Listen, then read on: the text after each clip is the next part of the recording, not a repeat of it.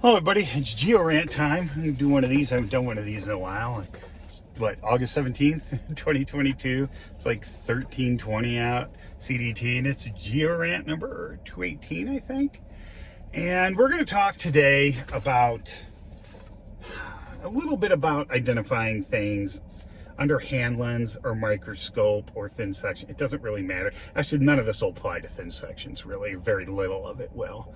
We're going to stick with stuff most people have access to, okay?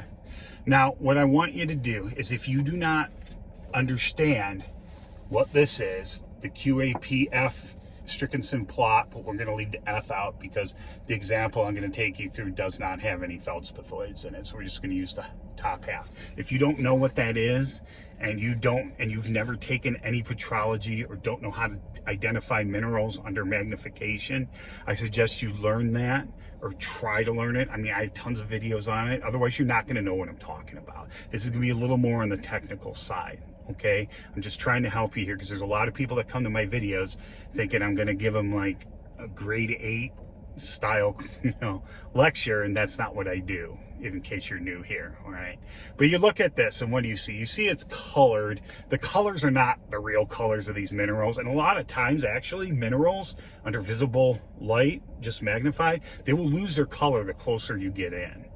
Copper actually becomes silver looking. But anyway, I digress. We're going to talk today. We're going to pretend scale doesn't matter, but we're going to pretend this is under a microscope, digital one, or a hand lens, something like that. And I didn't have blue marker at me at the time. I thought I did. So all of our K-spar is orange here. Our mafics are represented by biotite. They're gray.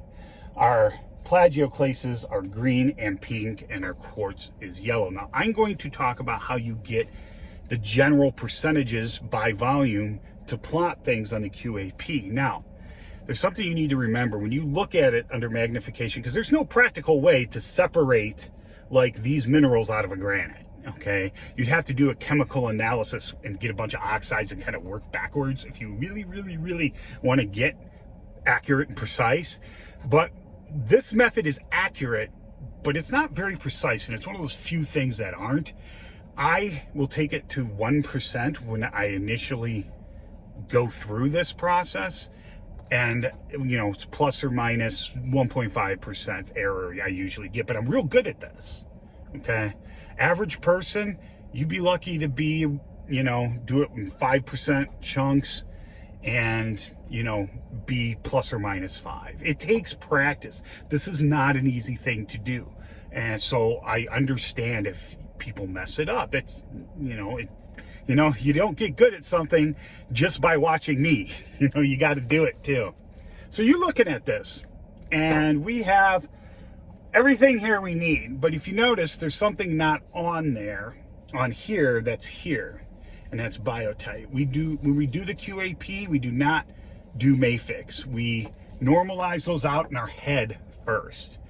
Okay, so when I work my percentages, my visual percentages, I am going to leave out biotite and pretend it's like it's not there. I could normalize the whole thing and then normalize again and then normalize again, but 2 normalizations is enough, and usually you can get pretty good. And I've kind of tried to set this a certain way. All right, now I want you to take a look at this first before we get into dividing it out into percents. And I want you to look at like the orange, the microcline. And the good thing about this plotting on here is you don't have to discern the individual minerals. It can be hard. There are some intrinsic properties to these, but generally it's difficult. These are plagioclases and these are K-spars, which are also alkali feldspar. Okay, K-spar is a synonym for that. So you don't need to get into individual minerals really, but I did because I want to show you something, because when this started to cool from a melt, we'll assume it's a granite. Okay, actually it's going to come out of granite. I'm just going to tell you that right now. Spoilers. You look and you see these very defined crystals of albite and biotite. That's because those would have crystallized first from the melt. Now remember, Bones reaction series, rock forming minerals form at certain temperatures as that melt cools, but it also depends on the chemistry of that melt. Like if you don't have any potassium in your melt, you're not going to get K-spars. There's no potassium to make them. okay? So, you know, it is dependent on chemistry. But we'll say we have everything necessary to make everything in this. But the first ones to form are going to form what we call euhedral crystals. Those are good crystals, good rock. They have well-defined shapes to them and stuff like that. The next one, you can see most of these K-spars, they're what we would call subhedral, anhedral to subhedral. Or I'm sorry, euhedral to subhedral. They would have formed right after the biotite and the plagioclase. Okay, and there is overlap in these because remember, nature's not black and white. It's not one or. Okay, you can actually get minerals with characteristics of two minerals. It's weird. I'm going to show you some of that. Or crystals with characteristics of two different minerals. Sorry, my bad. But anyway, so those take on kind of a subhedral. It's like the middle, you know, to euhedral. This microcline's euhedral. These are kind of subhedral. And this is something I need to come back to. Okay, and so is, where is it? Did I not do it? Oh, this thing too. Okay. So then we get the last thing to form is always quartz. It's a very low temperature mineral and it tends to just fill in whatever spaces are left and be globular or blobular. We don't really have a technical term for that. A lot of people call it different things. You know, some people call it rock quartz. Some people call it globular quartz. Some people call it bowl quartz. You know, it doesn't, but it formed from the melt, okay? So it fills the spaces, so you rarely get crystals. Now, say you did have this, but you had some really well-developed quartz crystals, but everything else looks the same. That would indicate to you that this melt cooled, solidified into a solid, because in order to form minerals, minerals by definition are solids, something would have remelted, or maybe enough metamorphism very close to that melting point, which for quartz is around, it's just under 600 degrees Celsius. It doesn't take a lot to melt quartz, okay? But at Earth's surface, it's very stable in our environment. So it only mechanically weathers, it doesn't chemically weather. So you just get smaller and smaller quartz bits. Anyways, I digress. So that kind of thing would indicate to you that this has at least been metamorphosed and recrystallized to some degree. So that can help you on other things. But getting back to this, okay? Now, we get rid of our biotite, which is, you know, a couple percent here and there. It's probably about 3 to 4 by eyeballing this. But it doesn't matter because it's being removed anyway. Now, in order to do this, you're going to get your relative percentages for quartz, K-spar, and plagioclase. It doesn't have to be in that order. It can be in any order. Now, we can tell here we have a lot of plagioclase, which is our andesine. By the way, andesine and andesite are not synonyms. Andesite is not the rock form of andesine. Andesite can have andesine, but it doesn't have to. I know, it's annoying. There's a lot of that in geology. And so your albite and your andesine. Now, if you are familiar with these minerals, you know albite's an end member. Okay, so it's real close to a K-spar, but it's not. And one of its intrinsic properties is under short-wave ultraviolet light, it glows a deep red. So if you're looking for a specific mineral, that'll do that. None of the other plagioclases do that, or any of the K-spars. But generally, too, as a general rule, this isn't always true. Most people think if it's white, it's plagioclase, or light gray, it's plagioclase. If it's pink or red, it's K-spar. That's not true. Okay, generally the plagioclases, as they cool out of that melt, generally they start out a little darker, but they're still light in color. They're still felsic. When we say we're talking about individual minerals, we draw the line at basically felsic or mafic. We really don't use ultramafic or you know intermediate. We reserve those for rocks. Okay, but I mean, people have. Olivine could be called an ultramafic mineral. I don't give a shit. Okay, but anyway, so we're looking at this and we notice we have a lot of plagioclase. Now, we look at this and we see we have two minerals in the same crystal. This actually is somewhat common, but they're both plagioclase, so who cares? So this andesine was on its way in a continuous series to becoming albite, but didn't, okay? And for those of you that remember, plagioclase is very distinct because it has these parallel striations on it, as where microcline is very distinct. It's the only K-spar with striations, and they're at 90-degree angles, okay? That's why none of these K-spars have any lines on them. But you look at this, and this is the kind of thing you see in Rapakivi granite, and it's somewhat of an enigma because plagioclase, oh no, I screwed that up. I put it backwards. Anyway, forget what I just said. But this is fine. You see that we have a rim of K-spar around plagioclase. So we have a crystal that has both plagioclase and K-spar on it. Well, where do we put it? We generally go with the most. In this case, it's plagioclase, and it's only one crystal.